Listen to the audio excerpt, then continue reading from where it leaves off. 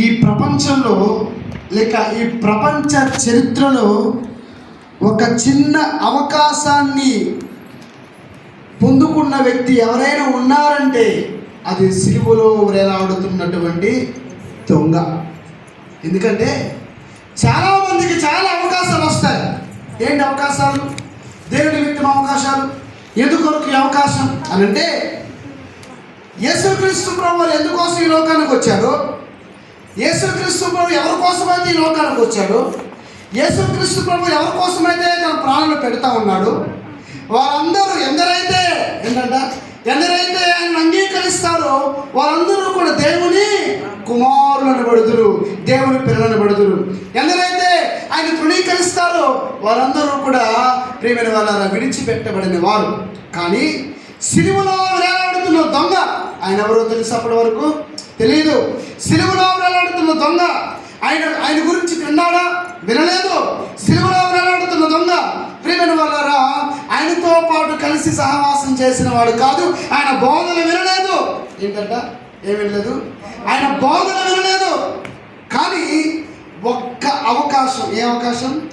బోధ వినకుండానే, నేలలో మునుగుకుండానే రాజ్యాన్ని పొందుకున్నాడు. గట్టిగా చెప్పకూడదు. హల్లెలూయా, హల్లెలూయా.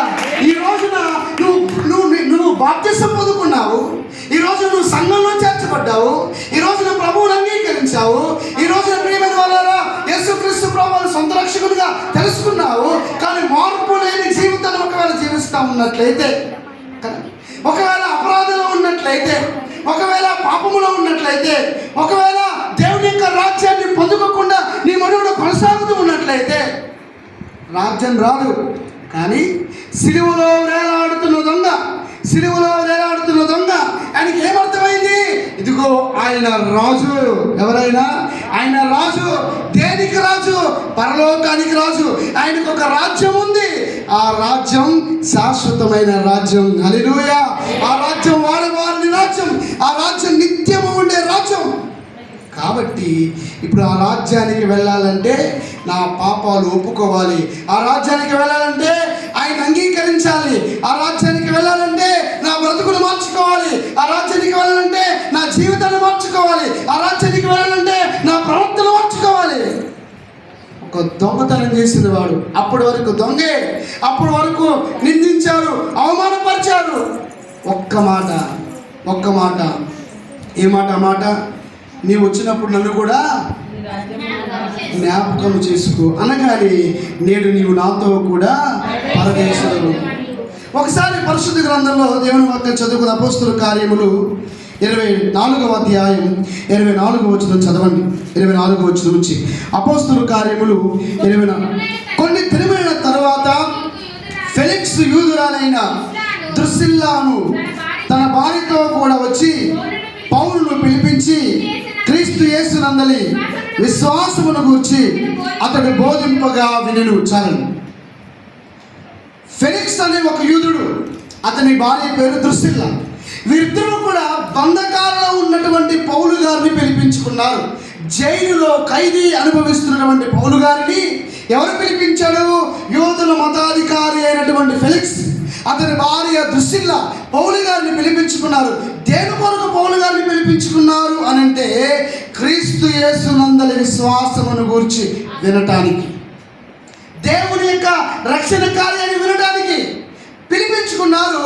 అయితే పౌలు గారట ఈ ఫెలిక్స్ ద్రుసిల్లాకి దేవుని వాక్యాన్ని బోధ చేస్తూ ఉంటే పౌలు గారు ఏం బోధ చేస్తూ ఉన్నాడు ఇంతకీ?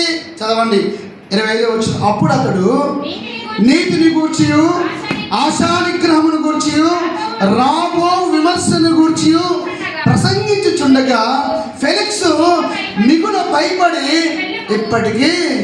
మీకు అర్థమైందే? పౌలు గారు ఏం బోధ చేస్తూ ఉన్నాడు? నీతిని గురించి, ఆశానిగ్రహం గురించి, రాబోవు ఉగ్రత గురించి. ఈ గురించి రాబోవు ఉగ్రత గురించి, విమర్శ గురించి ప్రసంగిస్తూ ఉంటే ఫెలిక్స్కి భయం వేసింది. ఎందుకో తెలుసా భయం? ఒకవేళ వాక్యానికి లోబడి తన జీవితం మారిపోతుందేమో, ఒకవేళ వాక్యం వింటే ఇదిగో దేవుణ్ణి నమ్ముకుంటానేమో, దేవుని అంగీకరిస్తానేమో అనే ఆలోచనతో ఫెలిక్స్ అనే వ్యక్తి పౌలు గారు నీకు వెళ్ళిపో బాబు, ఇక నీ బోధ నాకు అవసరం లేదు, ఇప్పటికీ వెళ్ళిపో అని పంపించాను. నేనేమంటానంటే దేవుని వాక్యం చెప్తా ఉంది, మీరు సమయమును పోనీక సద్వినియోగం చేసుకొనొచ్చు, అజ్ఞానుల వలె కాక జ్ఞానం కలిగి ఉండండి.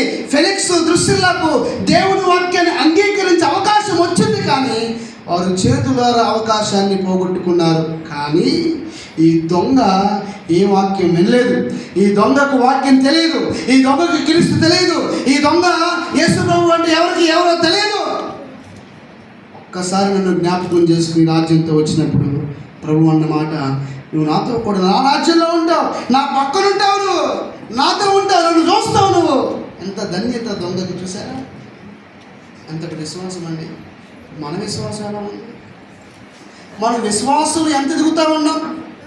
మనం నీరు గారిపోయిన విశ్వాసులు ఒకవేళ ఉన్నట్లయితే, మన భక్తిహీనతలు ఒకవేళ ఉన్నట్లయితే, విశ్వాసములు ఎదుగుతూ ఫలించాలంట. క్రైస్తవుడనబడిన వ్యక్తి, క్రైస్తవ సంఘంలో చేర్చబడిన వ్యక్తి, క్రీస్తును అంగీకరించిన ప్రతి వ్యక్తులు కూడా క్రీస్తు వైపు చూస్తూ ముందుకు కొనసాగాలి. రెండు తలంపుల మధ్య ఉంటే, దేవుడు అన్నాడు కదా, ఎన్నాళ్ళ మట్టుకు మరి రెండు తలంపుల మధ్య ఉంటారు. బయలుదేవత కావాలంటారు, దేవుడు కావాలంటారు. చివరికి వారి జీవితాలు పాడు చేసుకున్నారట ఇశ్రాయేలు వారు. కాబట్టి ప్రియమైన వాళ్ళారా, ఈ దొంగ మాత్రానికి వచ్చిన అవకాశాలు ఏం చేశాడు? సద్వినియోగపరుచుకున్నాడు. ఆ అవకాశం వచ్చింది. ఆయన అన్నాడు కదా, నేడు నీవు నాతో కూడా పరదేశంలో ఉందని నీతో చెప్పుచున్నాను. కాబట్టి ప్రియమైన వాళ్ళారా, మనకి ఎటువంటి పరిస్థితుల్లో ఉన్నా, మనం ఎంతటి అంధకారంలో ఉన్నా, ఎంతటి అపరాధంలో ఉన్నా, ఎంతటి పాపంలో ఉన్నా, నువ్వు దొంగవే కావచ్చు, వ్యభిచారమే కావచ్చు, నువ్వు మోసం చేసే వ్యక్తివే కావచ్చు, నువ్వు ద్వేషంతో ఉండొచ్చు, నీవు ఎటువంటి పరిస్థితిలో ఉన్నా, ఆయన దగ్గరకు వస్తే త్రోసివేయుడు, దగ్గర తీసుకుంటాడు, హత్తుకుంటాడు, ముద్దు పెట్టుకుంటాడు, ఆయన పక్కన కూర్చుండబెట్టుకుంటాడు. హల్లెలూయా.